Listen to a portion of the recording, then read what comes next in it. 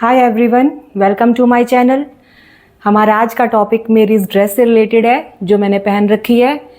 मैंने सोचा था रेडी करने के बाद ही इसकी वीडियो शूट करेंगे, आपको अच्छे से पता चल जाएगा कि हम क्या बनाने वाले हैं।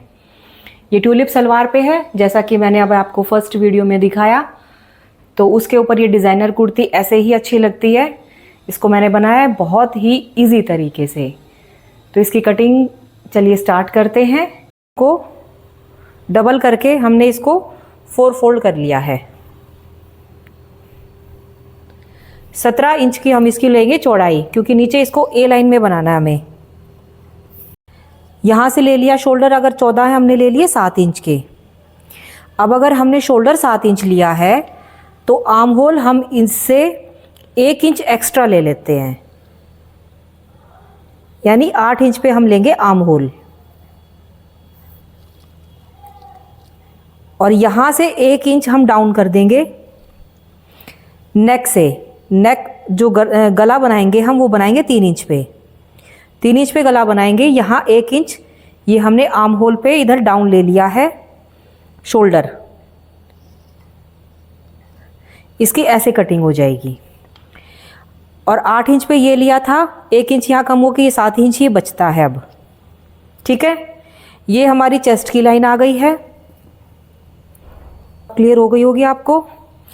चेस्ट की लाइन से 7 इंच नीचे हमारी होती है कमर की लाइन, और यहाँ से 21 इंच नीचे ऊपर से हमारी होती है हिप की लाइन, अगर किसी की हाइट मीडियम है तो। और अगर किसी की हाइट ज़्यादा है तो उसकी 22 इंच पे जाएगी ये। ठीक है, यहाँ तक क्लियर हुआ। अब हमें ये देखना है, हमें चेस्ट पे यहाँ पे लूजिंग कितनी देनी है। हम लोअर बस्ट का साइज़ लेंगे। लोअर बस्ट 37 इंच थी, उसमें 3 इंच की लूजिंग देके 40 इंच पे हमें वो रेडी करनी है। 40 इंच तो ये फैब्रिक 4 हिस्से रखा हुआ है, तो 40 के भी 4 हिस्से कर देंगे, वो आ जाता है हमारा 10 इंच। यानी यहाँ पे हमारी सिलाई का निशान लगेगा इधर। अब 10 इंच है तो 1.5 इंच एक्स्ट्रा मार्जिन का, तो 11.5 पे ये हमारी सिलाई का निशान लग जाएगा। 11.5 पे हम कटिंग करेंगे, मार्किंग हो गई है। अगर चेस्ट हमने 11.5 ली है तो कमर पे आप 10.5 ले लीजिए, फिट आएगा। कमर पे 1 इंच कम, 10.5। यहाँ 11.5, इधर 10.5। अब हमें लगाना है हिप का। हिप हमारे 38 इंच थे, 2 इंच लूजिंग देके 40 इंच पे रेडी करने हैं। यानी 10 इंच पे हमें हिप का सिलाई लगानी है, तो 1.5 इंच एक्स्ट्रा मार्जिन यहाँ भी ले लीजिए। ये हो गया 11.5। अब इसको हम इससे मिला देंगे। यहाँ तक क्लियर हुआ आपको। अब हमने ऊपर आर्म होल भी नहीं बनाए हैं। पहले तो पीछे वाला आप शेप दे दीजिए। इसको ऐसे रखना है, जहाँ पे आपकी सिलाई का निशान लगेगा ये वहाँ पे टच हो जाना चाहिए और ऊपर यहाँ टच हो जाना चाहिए। ये हो गया आपके पीछे की कटिंग। अब आगे की कटिंग के लिए, क्योंकि हमने 7 इंच के पूरे शोल्डर लिए हैं, तो इसको हम 1 इंच अंदर लाइन लगा के फिर कटिंग करेंगे इसकी। यहाँ पे 1 इंच अंदर लाइन लगा दीजिए आप। ठीक है, ये 1 इंच अंदर लग गई। अब जो ये शेप देनी है वो 1 इंच अंदर से हम देंगे।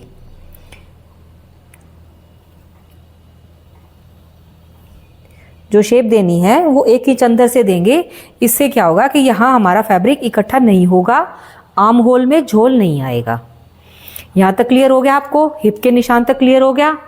अब रही बात नीचे की, तो नीचे हमें ये पूरे लेनी थी चौड़ाई इसकी। ये 16.5 पे ले ली हमने। 16.5 पे लेके जो ये पॉइंट है और ये नीचे वाला पॉइंट है, इसको हम मिला देंगे ए शेप के लिए। इसका शेप हमें ये वाली देनी है, यहाँ से 6 इंच कम।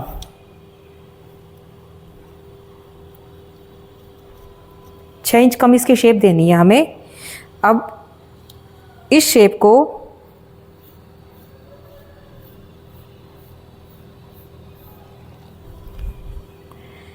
मिला देंगे। सामने से छोटा और जो साइड है वहाँ से आपका ये लंबा हो जाएगा। निशान अगर क्लियर नहीं हो रहे हैं तो मैं मार्कर से दिखा देती हूँ आपको लगा के। ये सिर्फ जहाँ कटिंग करूँगी मैं वहाँ लगाऊंगी।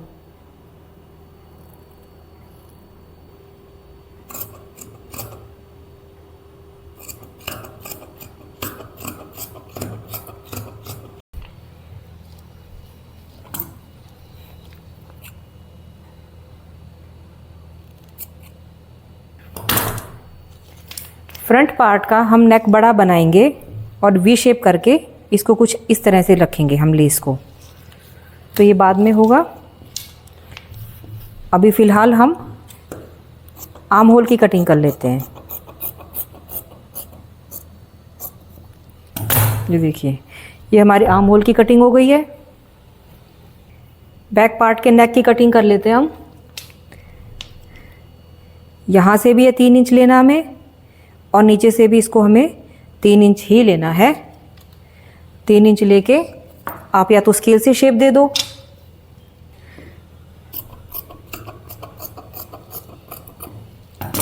अब मैं बैक पार्ट आपको रख के दिखा देती हूँ कि इसकी कटिंग हमने कैसे की है।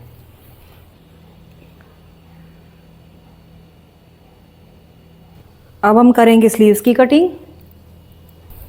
स्लीव्स को हमने इसको ऐसे रख लिया है। रखने के बाद 18 इंच हमें रेडी रखना है। 20 इंच लेंगे हम इसकी टोटल लंबाई। यहाँ से चौड़ाई लेंगे हम 9.5 पे और यहाँ से लेंगे हम 4 इंच पे। इधर 9.5, इधर 4 इंच, और इसको धीरे धीरे करके हम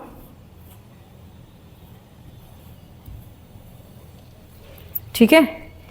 अब यहाँ हमारी 11 इंच यानी 5.5 इंच पे हमें रेडी चाहिए था और 1.5 इंच मार्जिन का, तो ये हमारा हो गया टोटल 7 इंच। अगर खोल के रखेंगे तो 14 इंच हो गया। 7 इंच पे यहाँ निशान लगा के और इसको इससे हम मिला देंगे, इस पॉइंट को इससे मिला देंगे।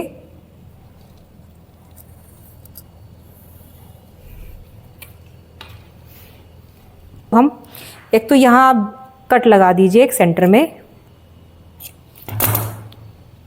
अब ये जो आगे वाली छटाई का है वो हम इस साइड करेंगे, यहाँ से लगभग आधा इंच और अंदर और डीप हो जाएगा, और इसको धीरे धीरे ऊपर मिला देंगे। पीछे पीछे अब हमें एक फैब्रिक और ऐड करना पड़ेगा। फोल्ड करने के बाद इसको आप यहाँ रख लीजिए। पहले ये इसके ऊपर आ गया है, यहाँ से भी और यहाँ से भी। फिर सिलाई करने के बाद ये इक्वल रहेगा।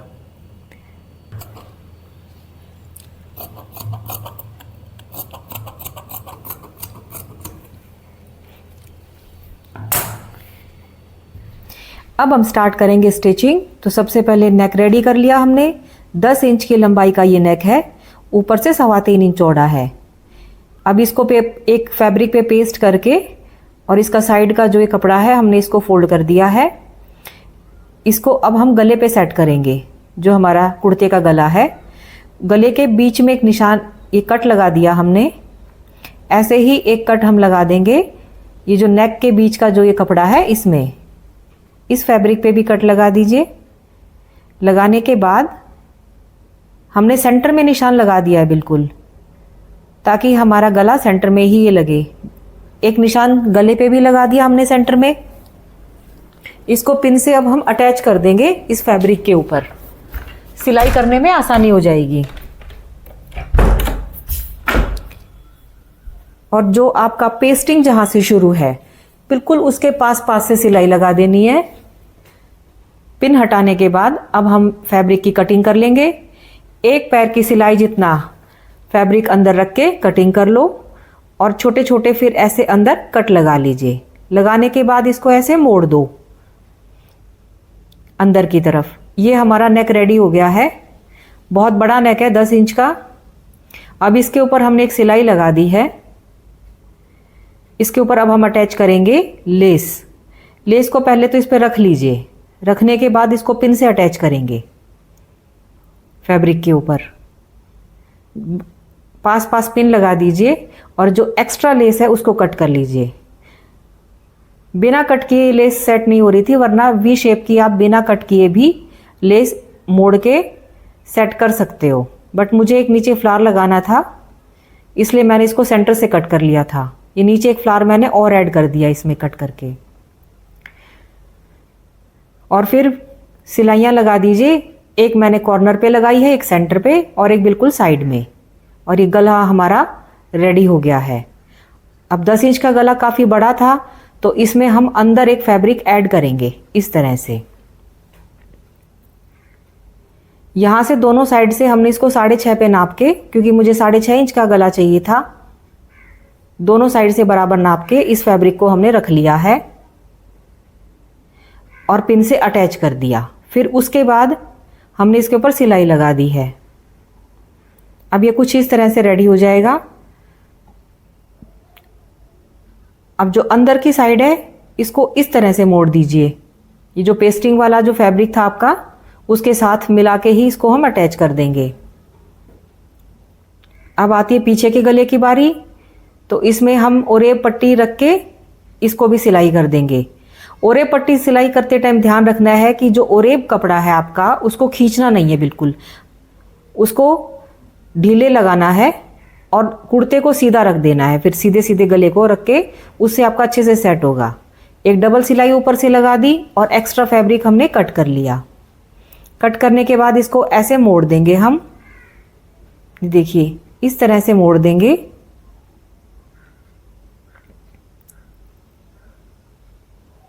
मोड़ने के बाद अब गले को ऐसे सेट करना है, बिल्कुल इसके पास रख के जहाँ से ये ओरेब शुरू है, और इसको ऐसे मोड़ दीजिए उल्टा।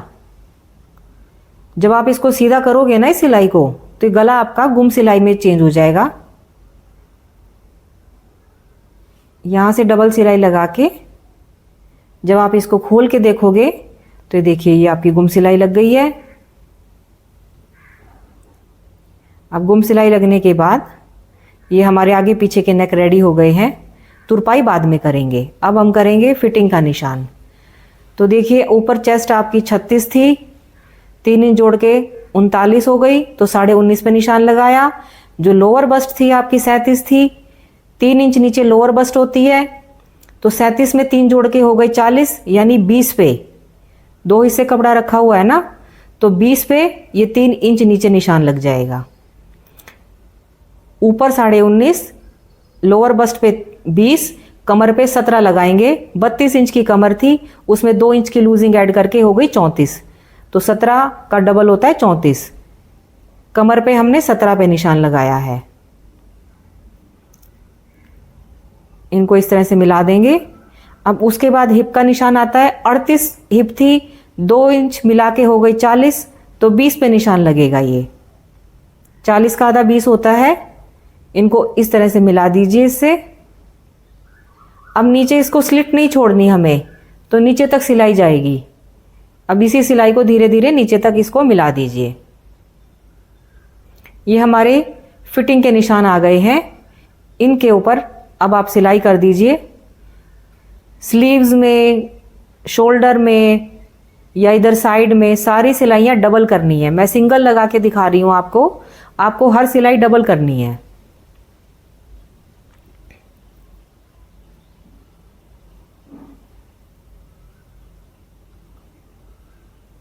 ये सिलाई डबल लग जाएगी हमारी नीचे तक। फिर ये स्लीव्स में हमने लेस ऐड कर दी है।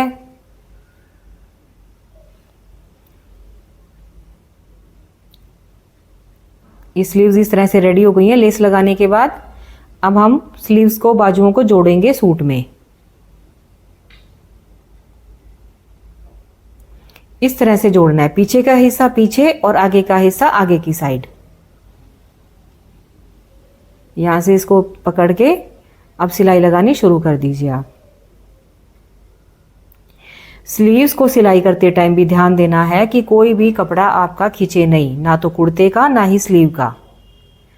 बाजू और कुर्ता दोनों ही हल्के हाथ से एक दूसरे के ऊपर रख के बिना किसी खिंचाव के इनको सिलना है। खिंचाव करके एडजस्ट तो कर दोगे आप बाजू को, लेकिन फिर वो बाद में दिक्कत करती है। अब नीचे हमें 5.5 इंच पे फिटिंग का निशान लगाना था और इसको जो आपका ये जो बस्ट वाला निशान है वहाँ से इसको मिला दीजिए ऐसे। इसके ऊपर हमारी लगेगी सिलाई।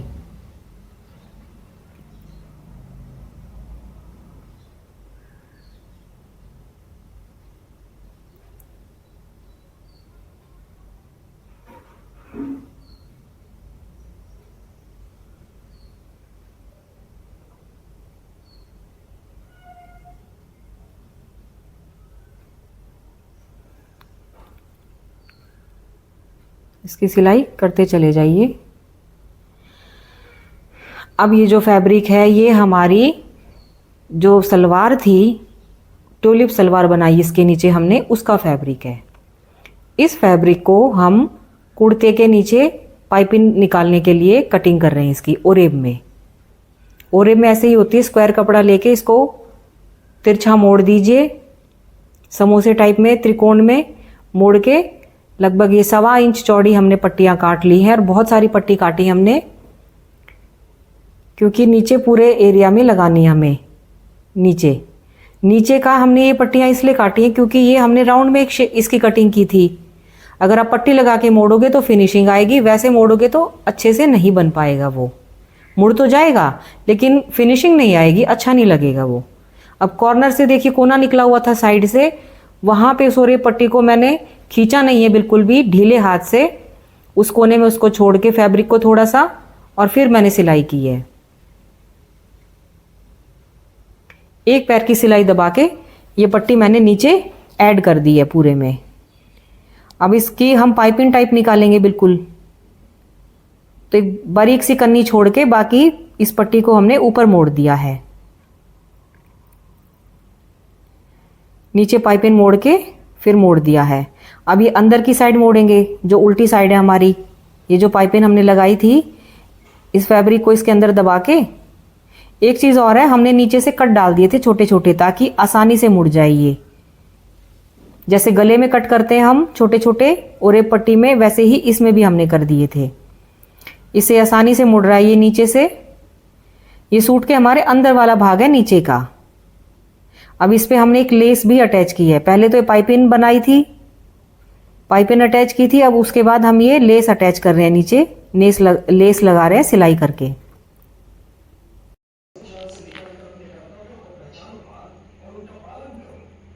ये लेस लग गई हमारी।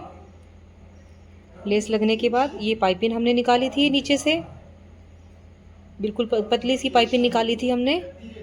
और पाइपिंग निकालने के बाद नीचे इसको हमने इस तरह से फोल्ड कर दिया था 1/2 इंच पे, और फिर हमने ये लेस अटैच कर दी थी ऐसे पीछे। थी ना आसान कटिंग और स्टिचिंग, मुश्किल नहीं थी। ध्यान से देखिएगा। अगर आपको कहीं प्रॉब्लम आए तो वीडियो को 2 या 3 बार रिपीट कीजिए, नहीं तो आप कमेंट तो कर ही सकते हो। मुझसे जो भी पूछना चाहो तो आप पूछ सकते हो कमेंट के थ्रू। अगर आपको वीडियो अच्छी लगे तो लाइक और सब्सक्राइब कर दीजिएगा। Thank you.